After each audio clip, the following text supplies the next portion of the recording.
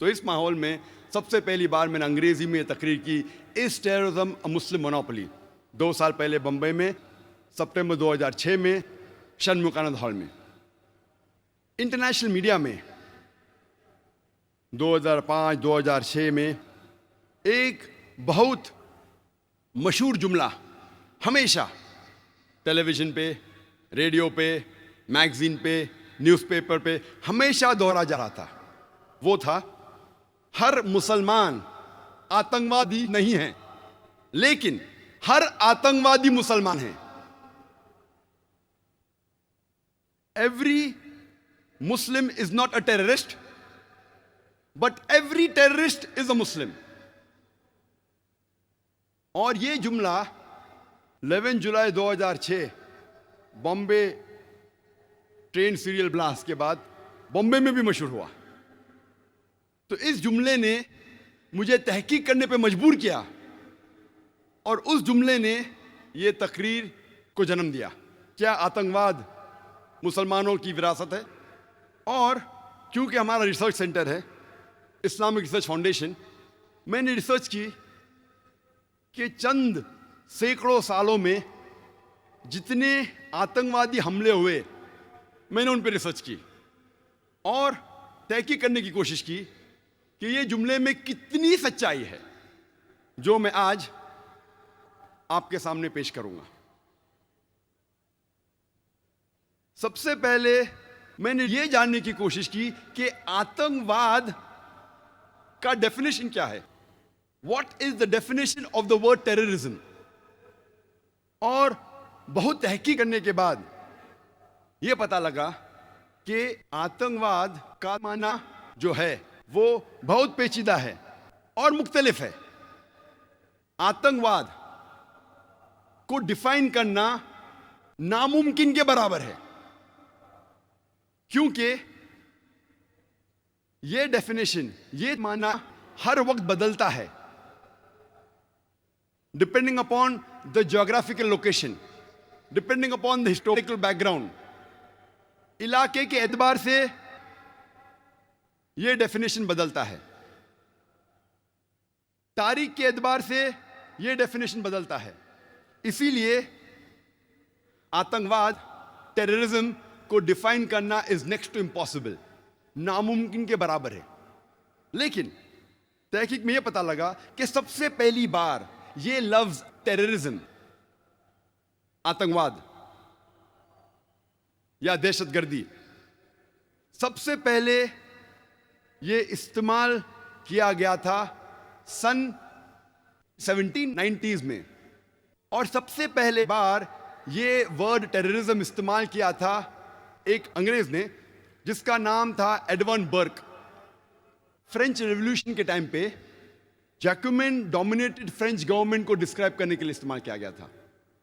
और 1793, 1794 में वो दौर कहलाया जाता था द रेन ऑफ टेरर, दहशत का दौर। और मैक्सिमिलियन रॉबस्पियर ने, कहा जाता है, क्या 5 लाख से ज्यादा द एनिमीज ऑफ स्टेट, देश के दुश्मनों को जो वो कहता था, उनको पकड़ लिया, 40,000 से ज्यादा का कत्ल किया। गिलोटीन, गिलोटीन में सिर को काट देना। 2 लाख से ज्यादा लोगों को डिपोर्ट किया, देश के बाहर कर दिया। 2 लाख से ज्यादा को भूख के मारे मौत के घाट उतार दिया। तो सबसे पहली बार ये ब्रिटिश स्टेट्समैन एडवर्न बर्क ने इस्तेमाल किया था फ्रेंच रेवोल्यूशन के टाइम पे फ्रेंच गवर्नमेंट को डिस्क्राइब करने के लिए मैक्सिमिलियन रॉबस्पियर को। जब हम आतंकवादी हमले की तहकीक करते हैं तो पता लगता है वक्त नहीं है कि सारे सैकड़ों सालों के बारे में तकरीर करूं मैं, पूरा दिन भी देंगे तो कम होगा। चंद मौके पेश करूंगा आप लोगों के सामने।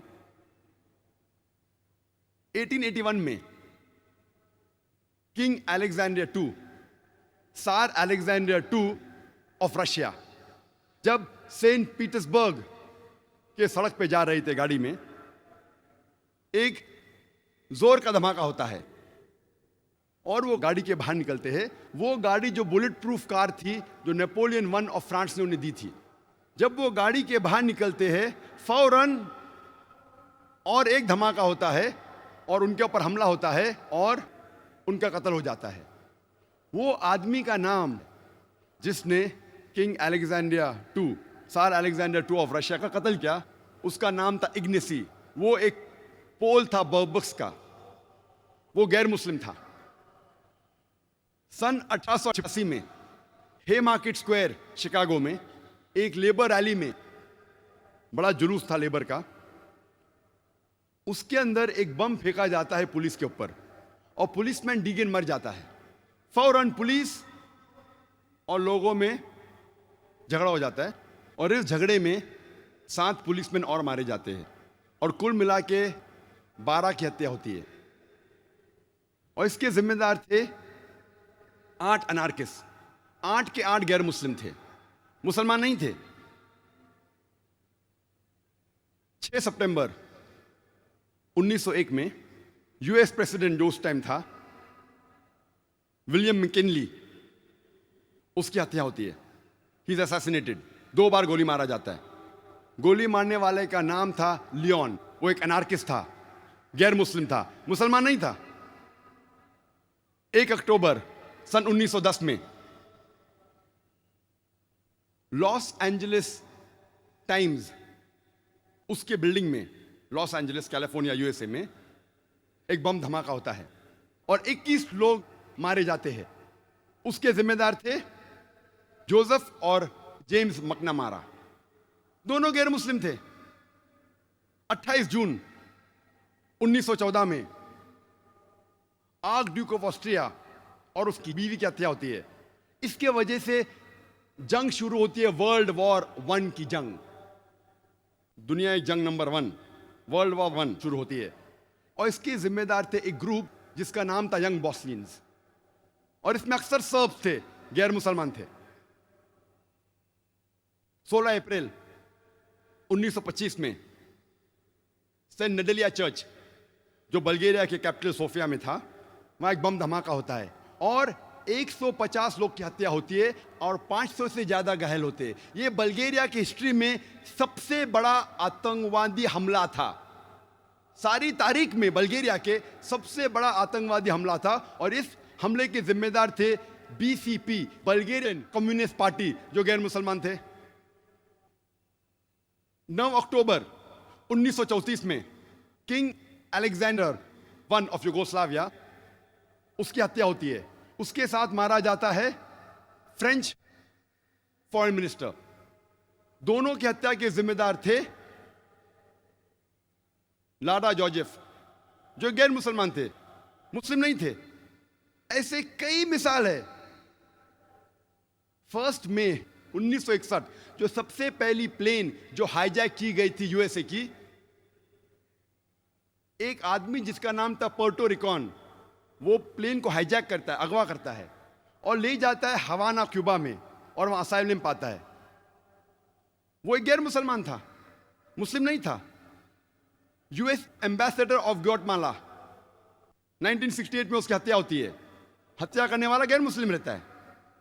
1969 यूएस एम्बेसडर ऑफ जापान, एक जापानीज उसको अटैक करता है छुरी के जरिए, वो गैर मुस्लिम था। 1969 में यूएस एम्बेसडर ऑफ ब्राजील, उसको किडनैप किया जाता है, उसको अगवा किया जाता है। अगवा करने वाला आदमी मार्क्सिस्ट था, गैर मुस्लिम था, मुसलमान नहीं था। 19 अप्रैल 1995 फेडरल बिल्डिंग ओक्लाहोमा में बॉम्बिंग होती है और 166 लोग की हत्या होती है। उस वक्त तक के ये यूएसए का सबसे बड़ा आतंकवादी हमला था। 166 people killed, biggest terrorist attack in the history of US mandate at that time. फौरन न्यूज़पेपर में हेडलाइंस, मिडिल ईस्ट कॉन्स्पिरेसी, अरबों की चाल, मिडिल ईस्ट, रोज लगातार हफ्तों तक के middle east conspiracy, middle east conspiracy headlines. कौन हमला किया? मुसलमानों ने। तहकीक के बाद मालूम पड़ता है जिम्मेदार थे दो राइट विंग अमेरिकन लोग, निकोलस एंड टिमोथी, दो लोग। लेकिन जब पकड़े जाते, एक या दो दिन आता है पेपर में, उसके बाद न्यूज गायब। हफ्तों तक मुस्लिम जिम्मेदार, पकड़ा जाता आदमी, एक दो दिन बाद में न्यूज गायब, क्योंकि गैर मुस्लिम था। ऐसी में हजारों मिसाल दे सकता हूं, वक्त नहीं है। मैं ये नहीं कहता हूं कि मुसलमानों ने आतंकवादी हमले नहीं किए, लेकिन तहकीक पे पता चलता है कि अक्सर मेजॉरिटी जो हमले हुए वो गैर मुसलमानों ने किए। और 1990 के पहले आप जो भी मुसलमान हमले की तहकीक करेंगे, अक्सर वो पैलेस्टीनियन लोग हैं। उन्हें आतंकवादी कहेंगे क्या नहीं, इसमें इख्तिलाफ है। मैं कहा ना, आतंकवाद जो डेफिनेशन है इख्तिलाफी है। क्या पैलेस्टीनियन को आप आतंकवादी कहेंगे क्या नहीं, टेररिस्ट कहेंगे क्या नहीं, इसमें इख्तिलाफ है। अक्सर पैलेस्टीनियन है, वरना आपको बहुत कम मिलेंगे मुसलमान के हमले 1990 के पहले। और 1945 में जब ब्रिटिश हुकूमत कर रही थी जेरूसलम में, वहां कई यहूदी ग्रोह थे, आतंकवादी ग्रोह, टेररिस्ट ग्रुप्स बहुत से थे। मिसाल के तौर पे हगाना, इरगुन, स्टर्न गैंग, कई यहूदी आतंकवादी टेररिस्ट ग्रुप्स थे, जिन्हें ब्रिटिशर्स कहते थे कि ये टेररिस्ट ऑर्गेनाइजेशंस है, आतंकवादी ग्रुप्स है। और ये ग्रुप एक अटैक करता है 22 जुलाई 1946 में होटल किंग डेविड में। और होटल किंग डेविड उस वक्त ब्रिटिशर्स का हेडक्वार्टर्स था, ब्रिटिशर्स का सेक्रेटरीट था जेरूसलम में, और मिलिट्री का भी हेडक्वार्टर्स था, और क्राइम इन्वेस्टिगेशन ब्यूरो भी था। उधर हमला होता है, और एक यहूदी ग्रुप है जिसे कहते इरगुन, वो अरबों जैसे कपड़े पहन के अटैक करते हैं होटल किंग डेविड पे, और 91 लोग की हत्या करते हैं। उनमें से 28 लोग ब्रिटिश थे, 17 लोग यहूदी थे, 41 लोग मुसलमान थे, और 5 थे अदर्स, दिगर मजहब के।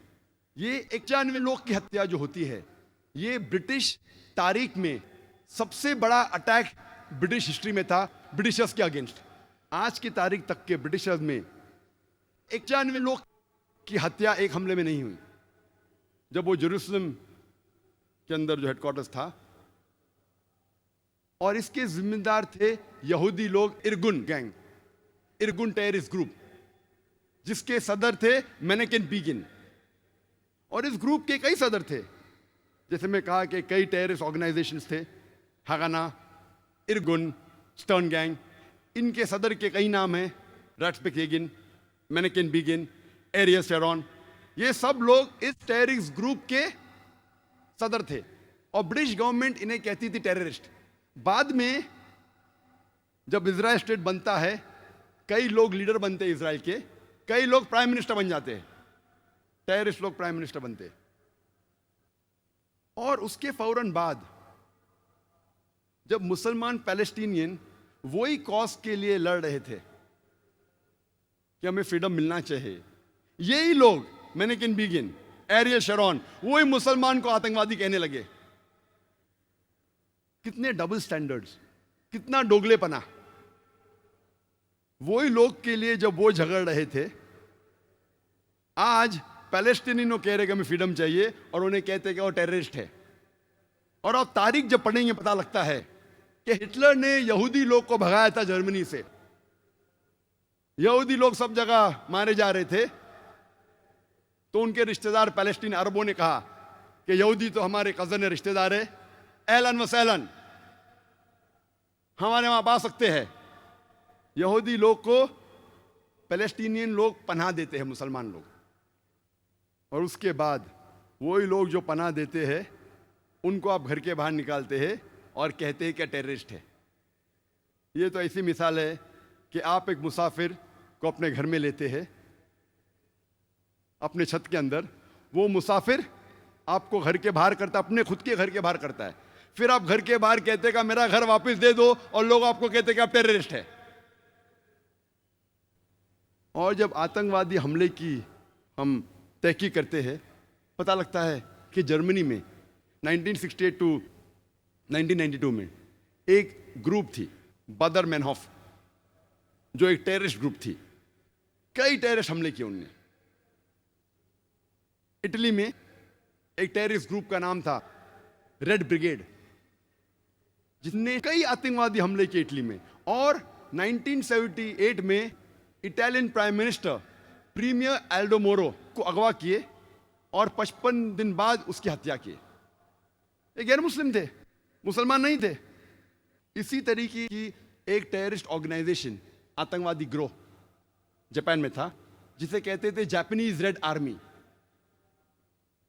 और इनने कोशिश की कि नर्व गैस के जरिए एक टोक्यो के ट्यूब स्टेशन में हजारों की हत्या करने की, लेकिन लोग बच गए। सिर्फ 12 लोग मारे गए। उनने नर्व गैस डाली टोक्यो के सब स्टेशन में, सिर्फ 12 लोग मरे और 5700 घायल हुए। सेम चीज योकोहामा में किया। ये ग्रुप जो थी, ये ओम श्रिंक्यो की ग्रुप थी, जो एक बुद्धिस्ट कल्ट है। ये बुद्धिस्ट थे, मुसलमान नहीं थे। ऐसी आप कई मिसाल पेश कर सकते हैं।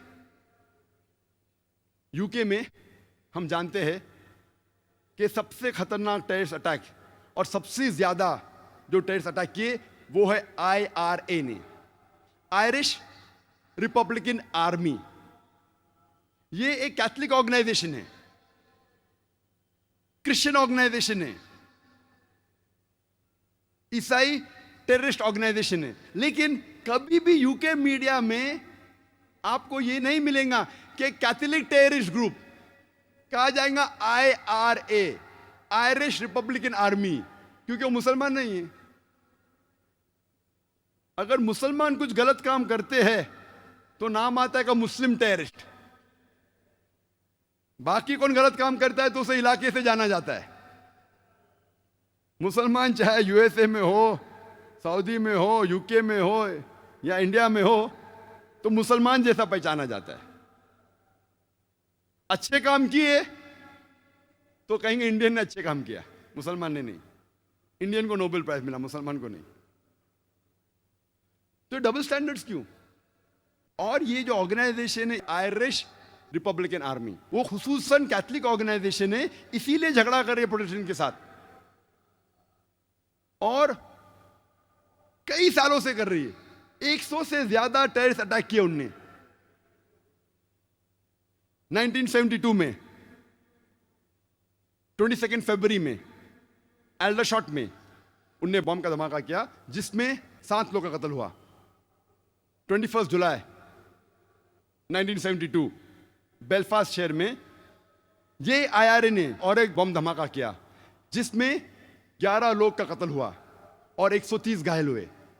10 दिन बाद 31 जुलाई 1972 में क्लॉडिंग में 3 बम धमाका किए उनने और इसमें 9 लोग की हत्या हुई। 1974 में गिलफोर्ड पब में उनने बम धमाका किया, जिसमें 5 लोग का इंतकाल हुआ और 44 लोग घायल हुए। उसी साल 1974 में बर्मिंघम पब में फिर से एक बम धमाका किया, जिसमें 21 लोग का कत्ल हुआ एंड 182 घायल हुए। ये IRA ने 1996 में लंदन में बम धमाका किया, जिसमें 2 लोग का कत्ल हुआ और 100 लोग से ज्यादा घायल हुए।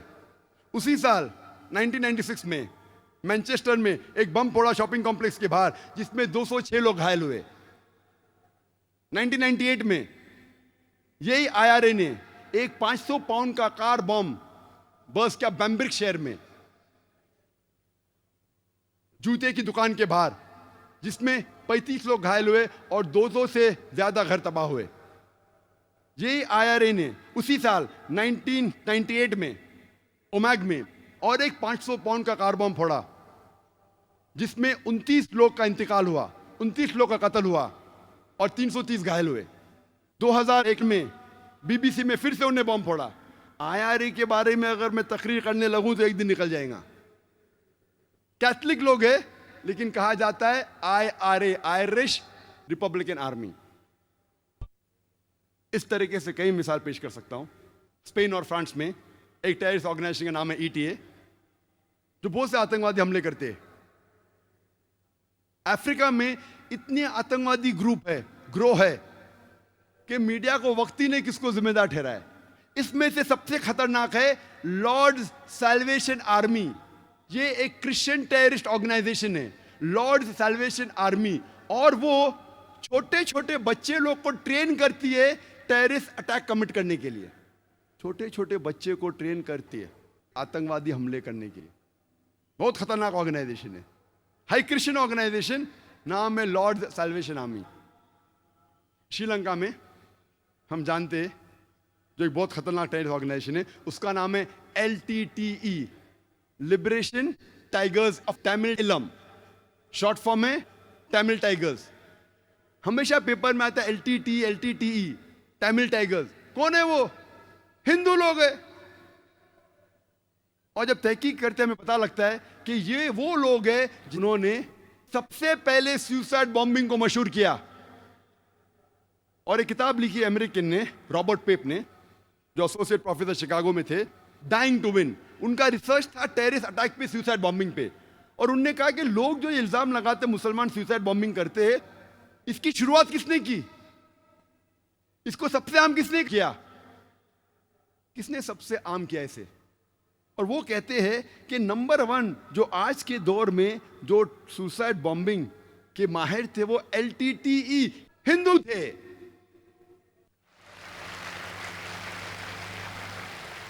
और हम जानते हैं उसकी मिसाल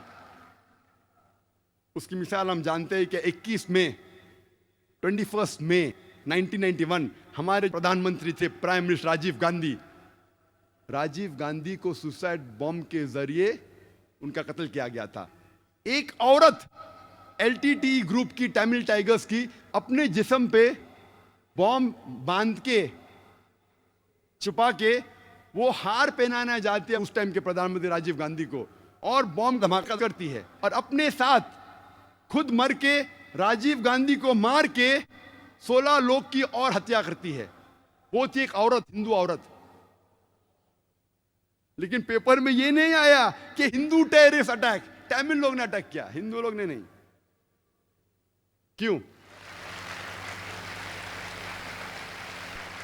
और रॉबर्ट पेप लिखते हैं कि क्यों मुसलमान को, अगर हिस्ट्री में देखेंगे जितने जंग मुसलमानों की हुई उसके अंदर कोई सुसाइड बॉम्बिंग हुआ क्या पहले? और ये सुसाइड बॉम्बिंग को आम बात में अमेरिकन लोग ने किया। आज लेकिन ब्लेम आता हमेशा मुसलमान पे।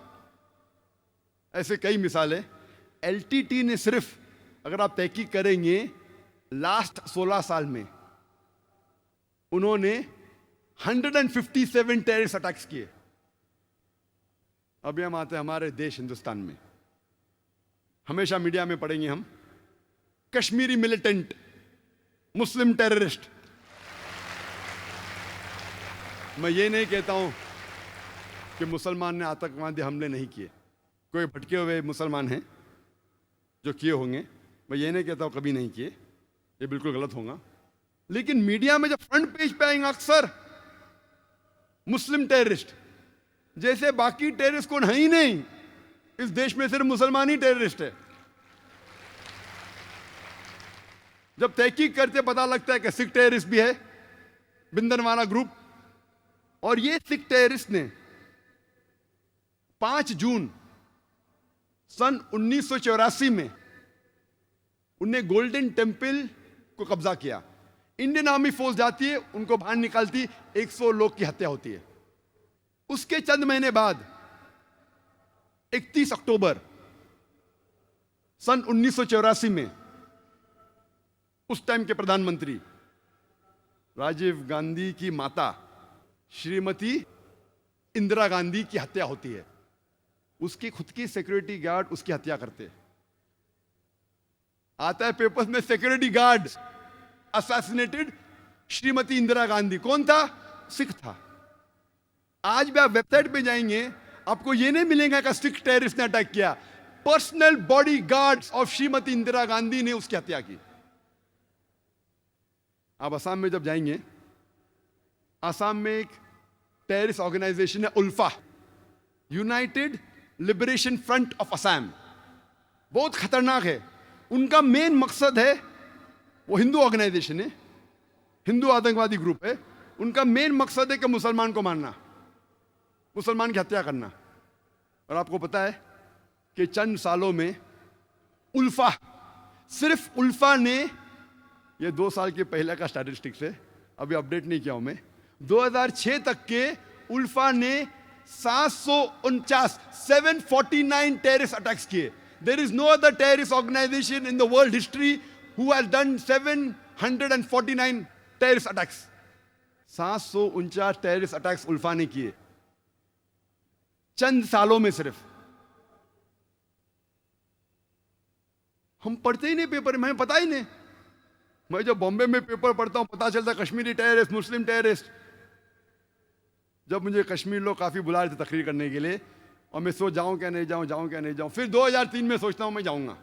अल्हम्दुलिल्लाह वहां की गवर्नमेंट पूरा इंतजाम करती है। और 14 साल के बाद सबसे पहली बार खुले आम पोलो ग्राउंड में तकरीर करने की परमिशन देती है। माशाल्लाह 1 लाख से ज्यादा लोग वहां मौजूद होते।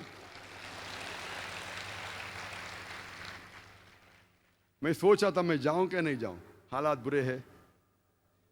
मौत का तो डर नहीं अल्हम्दुलिल्लाह अल्लाह के काम के लिए, बस सोच रहा था अच्छी फिजा है कहने गया मैं। फौरन गवर्नमेंट ने मुझे 2 पुलिस ऑफिसर दिए स्टैंड गन के साथ।